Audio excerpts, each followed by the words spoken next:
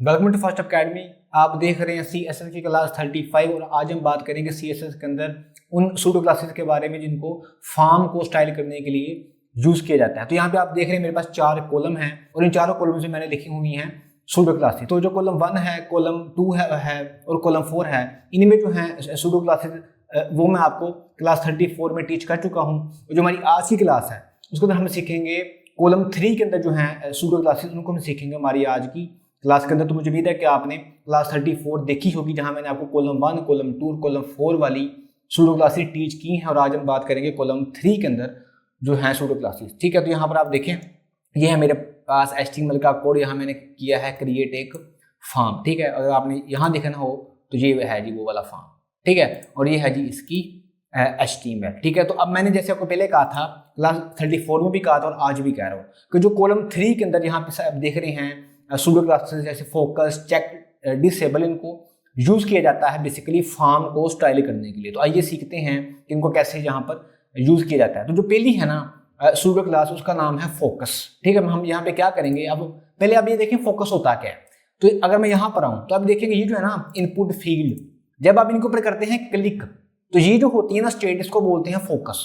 ये फोकस है, ये फोकस है। ठीक है, तो अगर आप चाहते हैं कि जब आप इसके ऊपर फोकस करें तो जो साइडों पे आ रहा है बॉर्डर या कोई भी इसका कलर या बैकग्राउंड कलर अगर आपने चेंज करना है तो हम करेंगे फोकस स्टेट के साथ। अभी बताता हूँ मैं क्या कह रहा हूँ। ठीक है, ये मेरे पास है HTML का कोड। अब मैं क्या करूंगा कि मैं जब इस नेम के ऊपर करता हूँ ना क्लिक, तो मैं चाहता हूँ जो साइडों पे बॉर्डर है उसका कलर चेंज होना चाहिए। तो ये है जी इसकी CSS। ठीक है, यहाँ मैं जाता हूँ तो यहाँ सबसे पहले लिखूंगा मैं इनपुट। ठीक है, क्योंकि ये है इनपुट टैग के अंदर। ठीक है, ये वाला यहाँ मैंने लिखा इनपुट। उसके बाद यहाँ लिखूंगा मैं फोकस। मैंने यहाँ फोकस लिखा। अब मैं चाहता हूं कि जब मैं उसके ऊपर फोकस करूं, मतलब जब मैं अपनी जो है ना मेरी फील्ड टेक्स्ट वाली उसके ऊपर मैं करूं इंटर करूं, तो जो है ना बॉर्डर का कलर चेंज होना चाहिए। तो मैंने यहाँ लिखा 5 पिक्सल। 5 पिक्सल ज्यादा है, ये मुझे पता है।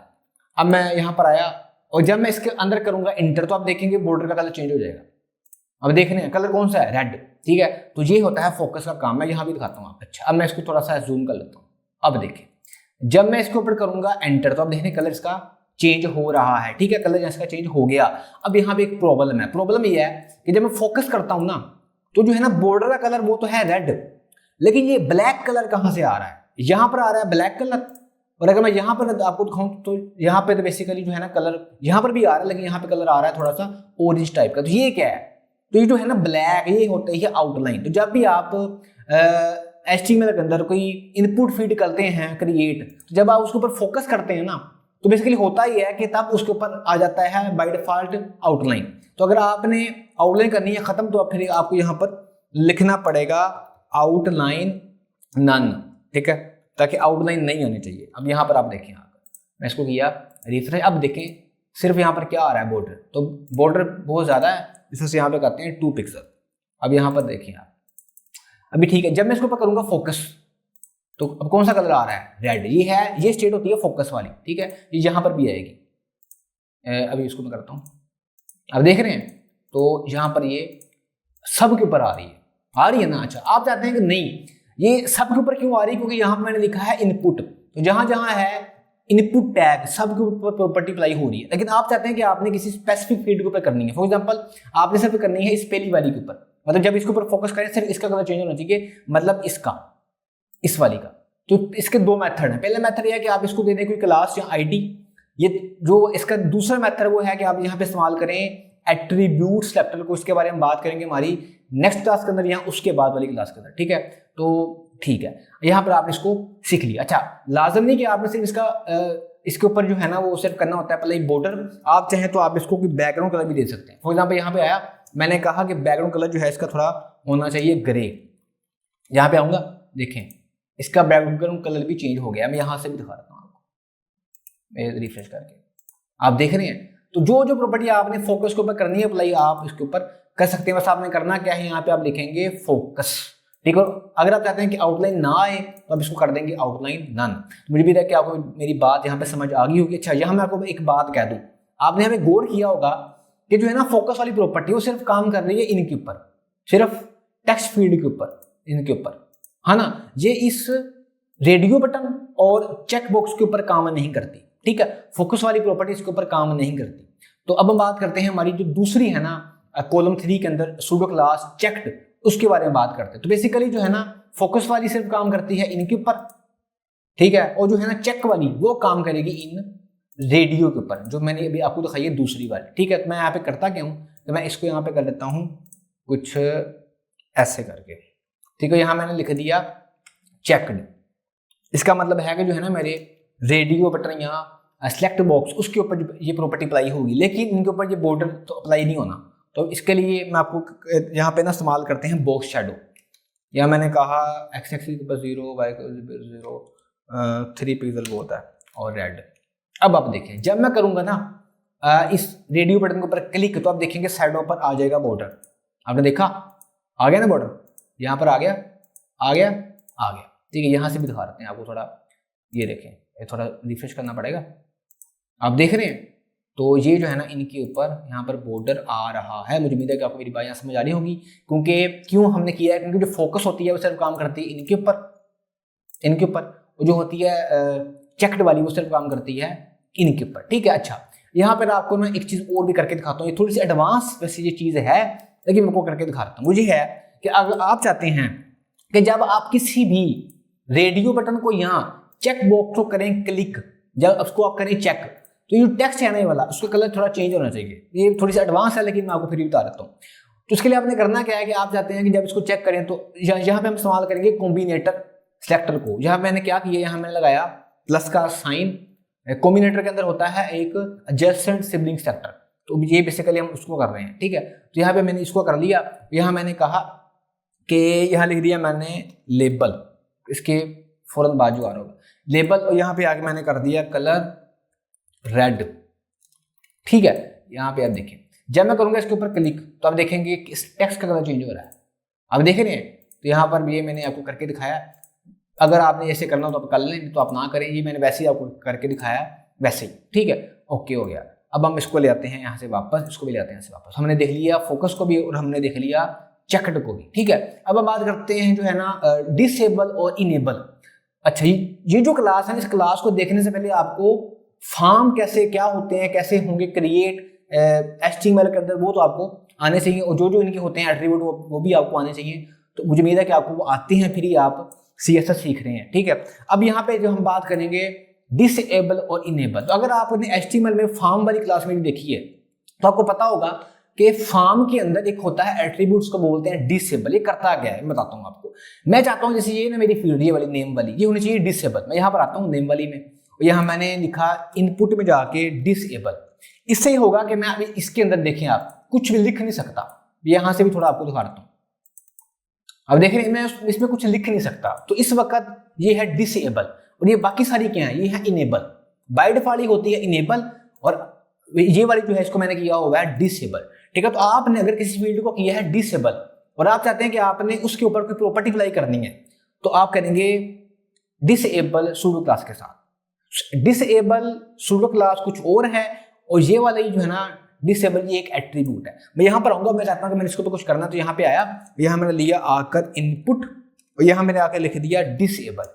इसका मतलब है कि वो फील्ड जो मैंने की है डिसेबल, मैंने उसके ऊपर कोई प्रॉपर्टी अप्लाई करनी है। तो मैं करूंगा क्या, मैंने फॉर एग्जांपल यहाँ दे दिया बॉर्डर, ठीक है। मैंने कहा बॉर्डर 2 पिक्सल सॉलिड रेड। तो अभी आप यहाँ पे देखेंगे कि जो फील्ड मैंने की थी डिसेबल उसके ऊपर आ गया यहाँ पे बॉर्डर, और मैंने कैसे की थी डिसेबल, इसके साथ, ठीक है। ये बेसिकली एक एट्रीब्यूट है फॉर्म में, हम इसको इस्तेमाल करते हैं, ठीक है। तो अच्छा ठीक है। अच्छा, अब यहाँ पर मैंने सिर्फ किया है डिसेबल एक को, लेकिन बाकी सारी क्या है इनेबल, वो होती है बाय डिफॉल्ट। तो इनेबल्ड, तो मैं चाहता हूं कि जो इनेबल है उनका जो कलर है, उनका जो है ना बॉर्डर, उसका कलर होना चाहिए फॉर एग्जांपल ब्लू। तो अभी आप देखेंगे सॉलिड का स्पेलिंग गलत हो गया, सॉलिड, ये देखेंगे आप यहाँ पे आया। अब देख रहे हैं जिसको मैंने किया था डिसेबल, उसका कलर क्या है, उसका बॉर्डर का कलर क्या है रेड, और बाय डिफॉल्ट वो जो होती है इनेबल्ड से इनका जो कलर है बाय डिफॉल्ट वो है ब्लू। तो मुझे उम्मीद है कि आपको मेरी बात समझ आ गई होगी। अगर आपने किसी को किया है डिसेबल यहाँ से और आपने कोई प्रॉपर्टी अप्लाई करनी है तो आप ऐसे करेंगे, ठीक है। मैंने कहा लाजम नहीं आपने से बॉर्डर चेंज करना, आप कुछ भी कर सकते हैं। जैसे मैं यहाँ पर आपको इसका बैकग्राउंड कलर चेंज करके दिखाता हूँ। बैकग्राउंड कलर मैंने कर दिया फॉर एग्जाम्पल रेड, कोई भी कर सकते हैं, हो गया ना रेड। इसी तरह से आप इनके ऊपर भी कर सकते हैं। तो इसको मैंने कर देता हूँ फॉर एग्जाम्पल यहाँ से बैकग्राउंड कलर जो हैं हमारे पास इनेबल आपको लिखने की जरूरत नहीं होती, वो बाय डिफॉल्ट होती है।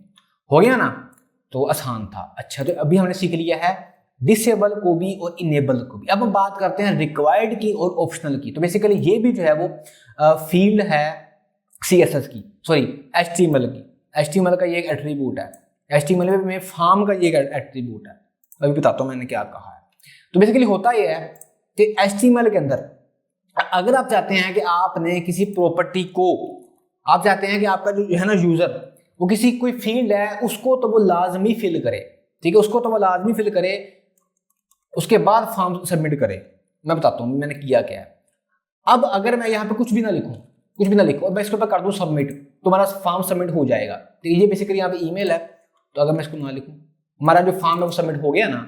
अगर मैं यहाँ पे कर लूँ सेलेक्ट मेल HTML, ठीक है, तो फॉर्म हमारा सबमिट हो गया। लेकिन ऐसा होना नहीं चाहिए। मैं चाहता हूँ कि जब तक मैं फॉर्म मतलब यहाँ पे नाम ना लिखूँ अपना, तो हमारा फॉर्म सबमिट ना हो। तो उसके लिए आपको पता है कि HTML का होती है एक एट्रीब्यूट, उसका नाम होता है रिक्वायर्ड। तो मैं यहाँ पे आऊँगा इस नाम वाले में, यहाँ के आगे हो, यहाँ पे मैंने लिख दिया रिक्वायर्ड। अब इससे ये होगा कि जब तक मैं इस फील्ड को, इस नाम वाली को फिल ना करूँगा, तब तक मेरा फॉर्म सबमिट नहीं होना। अभी देखें, नहीं, वो कह रहा है नाम लिखे अपना, मैंने लिखा अली, अब फॉर्म सबमिट हो गया है, ठीक है। तो जहाँ जहाँ आप ये वाली प्रॉपर्टी लिखेंगे रिक्वायर्ड वाली, इस यहाँ पे जहाँ जहाँ, तो जब तक आप उस फील्ड को फिल नहीं करेंगे फॉर्म आपका सबमिट नहीं होगा। तो ये था HTML का एट्रीब्यूट। अब इसका काम क्या है? अच्छा, अब ये जो है ना रिक्वायर्ड, ये है एट्रीब्यूट, और ये वाला जो है रिक्वायर्ड, ये है सूडो क्लास। अब जहां जहां आपने इस्तेमाल किया है रिक्वायर्ड एट्रीब्यूट, और आप चाहते हैं कि जहां जहां आपने कहा है रिक्वायर्ड, तो आपने उसके ऊपर कोई प्रॉपर्टी अप्लाई करनी है, तो हम करेंगे रिक्वायर्ड एट्रीब्यूट के साथ। बाय डिफॉल्ट जब आप किसी के ऊपर रिक्वायर्ड प्रॉपर्टी अप्लाई नहीं करते, तो बाय डिफॉल्ट उसके ऊपर जो होती है ना, उसके ऊपर जो होता है एट्रीब्यूट, वो होता है ऑप्शनल। मतलब यहाँ पर आप ऑप्शनल लिखें या ना लिखें बात एक ही है, लेकिन अगर आप चाहते हैं कि आप जब तक उसको फिल ना करें, फॉर्म सबमिट ना हो, तब आपको यहाँ पे लिखना पड़ेगा रिक्वायर्ड। परेशान नहीं होना। यहाँ पे आता हूँ, यहाँ मैंने आगे लिखा रिक्वायर्ड, सिर्फ मैंने किया रिक्वायर्ड सबसे पहली वाली फील्ड को ना, तो यहाँ मैंने आकर लिखा रिक्वायर्ड। और ये देखें, अभी आपने यहाँ पे देखा कि इसका जो कलर है, इसका जो है ना बॉर्डर, वो हो गया है रेड। कैसे हुआ है? क्योंकि मैंने इसको कहा हुआ है रिक्वायर्ड, कि ये रिक्वायर्ड है, ठीक है। मुझे मेरा क्या मेरी बात समझ आ गई होगी। इसका फायदा क्या है कि अगर आप चाहते हैं कि आपने अपने यूजर को ये बताना है कि ये वाली जो फील्ड है ये रिक्वायर, आप इनको लाजमी फिल करें, तो आप यहाँ पे इस्तेमाल कर लें इनपुट रिक्वायर्ड को, ठीक है। और यहाँ पर अगर आप कहीं पर रिक्वायर्ड नहीं लिखते, तो बाय डिफॉल्ट जो वैल्यू होती है वो होती है ऑप्शनल। तो अब देखेंगे ये सबका, इनका क्या हो गया कलर, वो हो गया है ब्लू, ठीक है। मतलब इनका जो है ना बॉर्डर का कलर वो हो गया है ब्लू। तो मुझे उम्मीद है कि आपको मेरी बात समझ आ गई होगी कि कैसे काम करता है। बहुत आसान चीज़ें हैं। अब हम बात करते हैं इन रेंज की और आउट ऑफ रेंज की। इसके लिए मैंने यहाँ पे कुछ किया हुआ है। यहाँ बेसिकली जो है ना एज, ये वाली जो एज है, इसकी मैंने यहाँ दी है लिमिट। ये देखें आप एज में, ठीक है, मिनिमम एज होनी चाहिए 18 साल और मैक्सिमम 30 ईयर, मतलब 30 साल। ये देखें, ये स्टार्ट होगी 18 से और ये कहाँ तक जाएगी?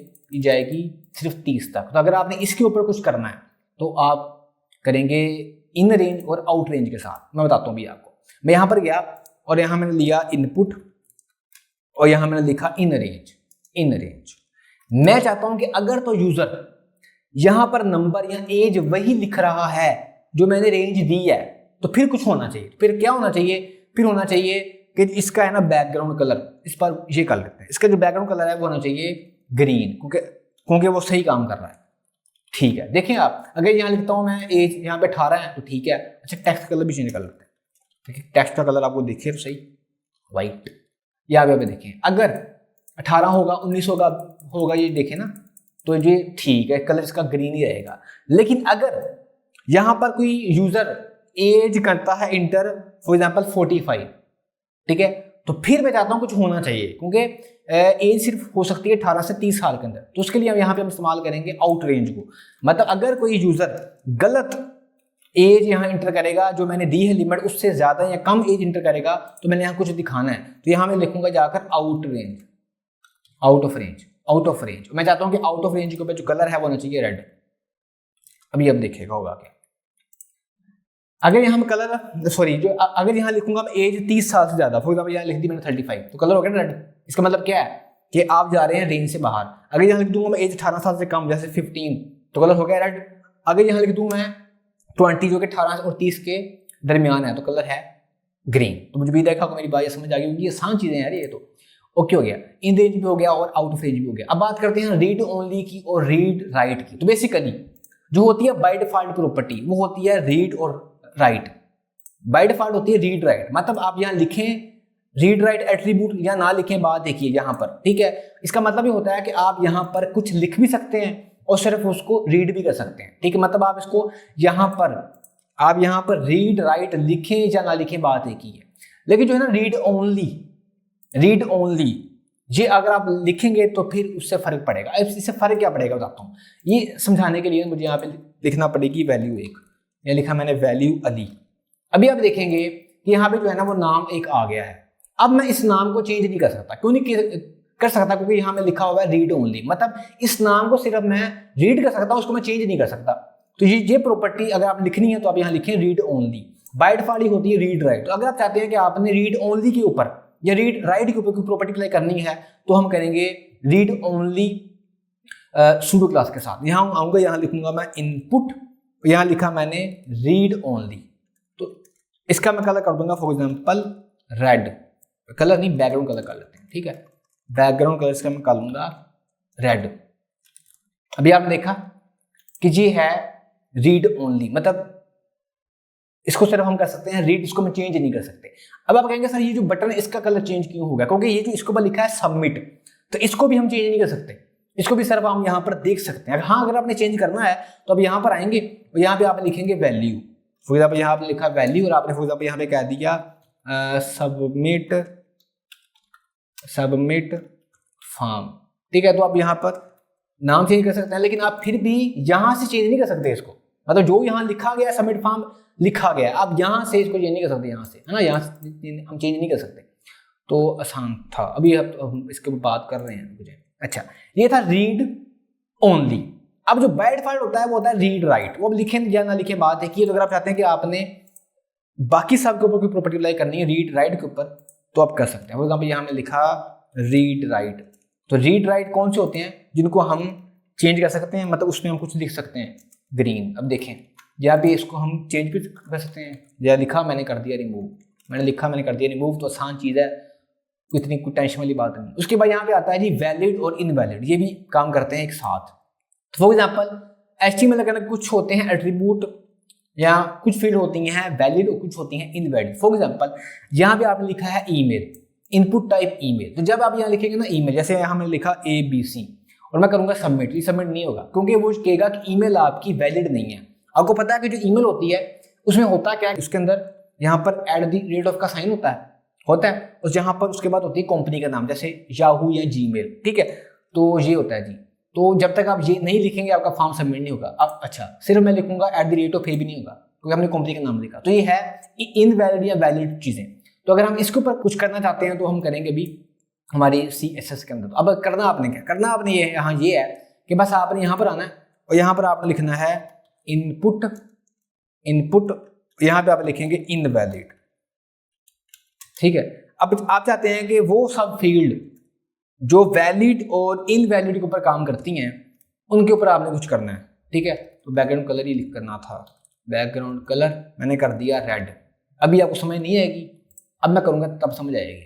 मैं यहाँ पर आया, मैंने लिखी ईमेल, यहाँ मैंने कहा ABC। अब देख रहे हैं मेरी जो ईमेल है वो वैलिड नहीं है, क्योंकि जब तक मैं इसके ऊपर @ और कंपनी के नाम नहीं लिखूंगा वो वैलिड नहीं होगी। तो अभी वैलिड नहीं है तो कलर कौन सा आ गया है, रेड। अब यहाँ से भी देख सकते हैं, ये देखिए यहाँ लिखा मैंने ABC, कलर कौन सा आ गया, रेड, क्योंकि ये वैलिड नहीं है। जैसे ही मैं इसके ऊपर लिख दूंगा वैलिड, जीमेल लिख दिया तो वैलिड हो गया ना। तो अच्छा, अब चाहते हैं कि जब वैलिड हो जाए तो तब भी कुछ आपने करना है, तो भी हम कर सकते हैं। यहाँ पर माया यहाँ में लिख दिया वैलिड। तो मैं चाहता हूँ अगर वैलिड हो जाए ना कुछ भी तो कलर होना चाहिए ग्रीन, कलर होना चाहिए ग्रीन। मैं यहाँ पर आऊँगा, ठीक है। तो यहाँ से दिखा देते हैं आपको। अब देखें इसका कलर ग्रीन है और अभी ये है इनवैलिड। जब तक मैं पूरा नहीं लिखूंगा कलर हो गया ना ग्रीन, तो मुझे भी लगा आपको मेरी बात यहाँ समझ आ गई होगी। अभी इसका कलर है यहाँ पर ब्लैक, अगर आपने चेंज करना हो तो सिंपल आप बस करें यहाँ पे ये कि आप यहाँ पे लिख लें कलर हो जाएगा यहाँ पर वाइट, ठीक है, यहाँ अब लिखना पड़ेगा कलर वाइट। तो पूरा नहीं लिखा था ना तब तक, ये देखें यहाँ पे आ जाएगा abc@gmail.com, ठीक है, तो सही है। ओके, यहाँ पर आता हूँ, इसको यहाँ से करता हूँ मैं ख़त्म, ठीक है। उसके बाद जो है ना हमारे पास लास्ट सूडो क्लास, उसका नाम है डिफ़ॉल्ट। अब डिफ़ॉल्ट क्या होती है? डिफ़ॉल्ट ये होती है कि आपको पता होगा, इसको मैं दोबारा कहाँ करता हूँ ख़त्म। पता ये आपको ये होगा कि अगर आप चाहें ना तो HTML के अंदर एक होती है एट्रीब्यूट, एक होता है एट्रीब्यूट। वो क्या होता है वो बताता हूँ अभी आपको। मैं यहाँ पे इसको कर लेता हूँ यहाँ से रिमूव। वो होता है सिलेक्टेड, है ना। देखिए फॉर एग्जाम्पल मैं चाहता हूँ कि जो भी मेरा यूजर मेरी वेबसाइट के ऊपर आए तो जब वो इस फॉर्म को देखे तो पहले से ही या तो सिलेक्टेड हो मेल या हो फीमेल, होता है ना। तो उसके लिए होता है चेक्ड होता है। यहाँ पे आऊँगा और ये है जी वो वाली मेल फीमेल, ठीक है। तो मैं चाहता हूँ कि जो है ना मेल जो है वो होना चाहिए सिलेक्टेड, तो यहाँ पे लिखूंगा मैं चेक्ड। ये देखिए, तो पहले से बाय डिफॉल्ट मेल है चेक्ड। इस तरह से जो है ना मेरी लैंग्वेज वाला, यहाँ पर भी हम कह सकते हैं जो है ना हमारा चेक बॉक्स, यहाँ भी मैं कह सकता हूँ चेक्ड। अब देखेंगे कि HTML चेक्ड है। ये तो था हमारा HTML के अंदर पहले से ही होता है। अच्छा, अब मैं चाहता हूँ कि ये जो है ना बाय डिफॉल्ट, मतलब बाय डिफॉल्ट ये मेल है, बाय डिफॉल्ट HTML है, बाय डिफॉल्ट चाइना है, मैंने इनके ऊपर कोई प्रॉपर्टी अप्लाई कर दी है तो वो बताता हूँ भी आपको। मैं यहाँ पे जाऊँगा और यहाँ जाके मैं लिखूंगा फॉर एग्जाम्पल, पहले हम बात कर लेते हैं किसकी बात करें, पहले हम बात करते हैं इनपुट्स की, क्योंकि उसमें सब आ जाएंगे, इनपुट रेडियो भी और इनपुट चेक बॉक्स भी। और यहाँ पे आके लिखूंगा मैं डिफॉल्ट, और यहाँ पे आके मैं कर दूंगा फॉर एग्जाम्पल मैं चाहता हूँ क्या चाहता हूँ मैं, ठीक है, मैं चाहता हूँ कि इसके यहाँ पे ना मैं बॉक्स आपको लगा के दिखाता हूँ, क्योंकि आपको पता है कि उन पर जो है ना बॉर्डर तो काम नहीं करेगा। 0003 पिक्सल रेड, आपने देखा कि जो थी ना बाय डिफॉल्ट उनके ऊपर यहाँ पर आ गया है बॉर्डर। अब ये जो सबमिट के ऊपर क्यों आया है, ये आया है इस वजह से क्योंकि इसको भी आपने बाय डिफॉल्ट यहाँ पर सबमिट आपने लिखा हुआ है, ठीक है। आपने लिखा तो अगर आप यहाँ पे कोई नाम नहीं देंगे तो आ जाएगा सबमिट। अगर आप चाहें तो आप यहाँ से चेंज भी कर सकते हैं। जैसे यहाँ मैं कहूँ ना लॉगिन, ये भी इसको मैंने ही कहा है ना बाय डिफॉल्ट यहाँ होना चाहिए लॉगिन, तो इस तरह से इसके ऊपर भी आ रहा है। ओके, तो मुझे उम्मीद है कि आपको ये जो है ना आज की क्लास समझ के अंदर आई होगी। बहुत आसान टॉपिक था। बेसिकली हमने किया क्या कि हमने कॉलम 1, कॉलम 2, कॉलम 3, कॉलम 4 में जो थी ना सूडो क्लासेस को हमने किया है कवर 2 क्लासेस के अंदर, ठीक है। आज की क्लास में हमने सीखा है कॉलम 3 के अंदर जो थी सूडो क्लासेस, और कॉलम 1, कॉलम 2, कॉलम 4 में थी वो हमने सीखी थी क्लास 34 के अंदर। ओके, तो बेसिकली आज हमने बात की उन सूडो क्लासेस की जिसको हम करते हैं इस्तेमाल CSS के अंदर फॉर्म को स्टाइल करने के लिए। तो आज की क्लास के साथ हमारा जो था ना सूडो क्लास सेलेक्टर का टॉपिक हो गया है खत्म। तो क्लास 34 और क्लास 35 में हमने सीखा है सूडो क्लास सेलेक्टर को। तो मुझे उम्मीद है कि आपको ये क्लास जो है समझ के अंदर आई होगी। जो होगी मेरी क्लास नेक्स्ट वाली क्लास 36, उसके अंदर हम सीखेंगे सूडो एलिमेंट। तो मुझे उम्मीद है कि आपको ये टॉपिक है वो समझ के अंदर आया होगा। बहुत ज़्यादा लेंथी थी ये दोनों क्लासेस, तो आपका ये काम है कि आप करें प्रैक्टिस। तो अगर आपका कोई क्वेश्चन है तो आप मुझे कमेंट में लाजमी बताएं। तो आज के लिए इतनी अपना ख्याल रखिए। अगर अपने चैनल का भी मिलते हैं CSS क्लास 37 के अंदर। CSS की प्रीवियस क्लास देखने के लिए लेफ्ट वाली वीडियो पर क्लिक करें और CSS की नेक्स्ट क्लास देखने के लिए राइट वाली वीडियो पर क्लिक करें।